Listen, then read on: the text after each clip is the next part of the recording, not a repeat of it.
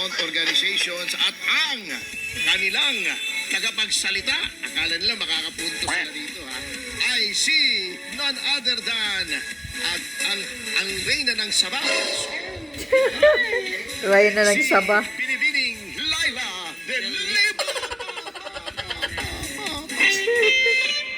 Pero Jonel. galing ha? Hindi kasi Oo. ako nagtataka ako rito sa mga taong ito eh. Anong tinitingin-tingin itong si Yas dito? Suspicious ka dyan sa gilid. Hindi, nagbibigay. Pasilip-silip pa dyan. Pasilip ka dyan ha, nagbibigay ng tubig po. O anyway, akala nila manang jubes talaga. Sige. Ay, makakapunto sila kung si De Lima ang tagapagsalita nila. Hindi ba nila alam kinamumuhian yan ng sambayanang Pilipino? Correct. Bakit ko nasabi? Hindi ko opinion to. Di ba, incumbent senator yan, ang termino nyo ay hanggang 2022. Opo. Okay. Lumaban siya. Incumbent siya. So may advantage siya ng incumbency, may partido siya. Anong rango niya? 22 ba? O Yes. 23?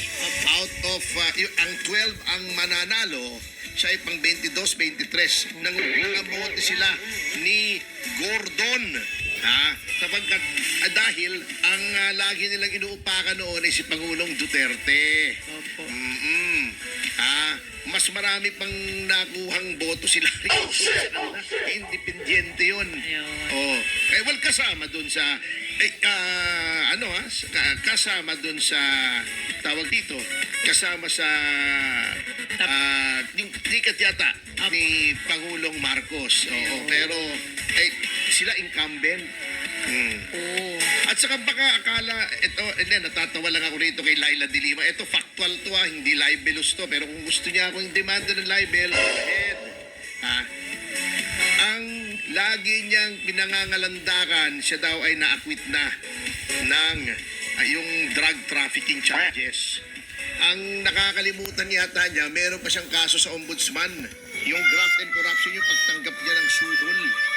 At meron pang gustong magtestigo na siya ay tumanggap ng suhol. Ito ay lumabas ng dati ito, kaya hindi libelous ito. Dollars na ang totally 5 million pesos na ibinigay sa kanya sa isang bag ng Hermes. At baka nakakalimutan nila, may disbarment pa si Binibining De Lima sa Supreme Court na hanggang ngayon ay hindi pa nadidesisyonan. At hindi lang yan, but wait, there's more. Parang TV shopping lang Ang galing ng memory. But wait, there's more. Meron pa yung contempt charge.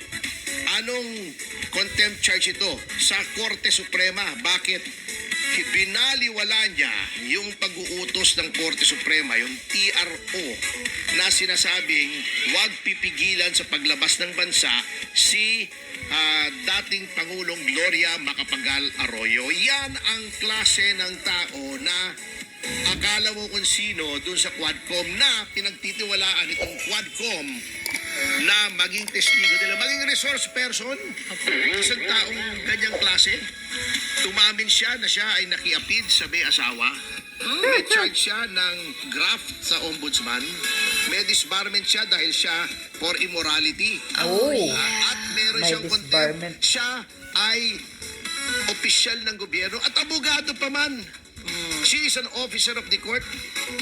Binaliwala niya yung pag-uutos ng Korte Suprema. Yan ang klaseng tao na ginudiyos ng administrasyon na ito. Resource person pa. Ganyan, ka-morally bankrupt ang administrasyon na ito. Si Laila de Lima na ang iyong frontrunner, ang iyong spokesperson, ay malaki na ang problema mo. Mapakalaki na ang problema mo.